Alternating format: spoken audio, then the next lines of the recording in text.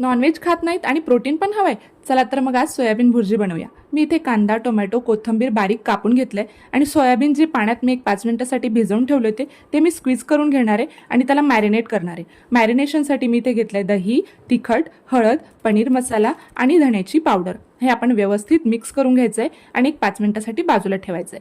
त्यानंतर आपण ते मिक्सरला लावून क्रश करून घ्यायचंय। नंतर मी एका कढईमध्ये घेतले तेल, तेलामध्ये आपण जिरे मोहरी घालूया आणि नंतर लगेच कांदा घालूया। कांदा व्यवस्थित परतून झाला किंवा आपण त्यात आलं लसणाची पेस्ट घालू शकतो। मी इथे तिखट आणि हळद घालते। आपण ऑलरेडी मॅरिनेशनमध्ये तिखट हळद घातली होती म्हणून मी थोडंच घातलंय, तुम्ही तुमच्या आवडीनुसार तिखट कमी जास्त करू शकतात। लगेच नंतर टोमॅटो आणि कोथिंबीर सुद्धा तेलातच परतून घ्यायचे।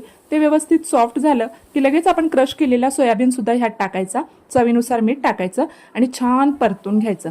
त्यानंतर एक 2 ते 5 मिनिटं फक्त झाकून वाफ काढून घ्यायची आणि लगेच आपली सोयाबीनची भुर्जी तयार होते।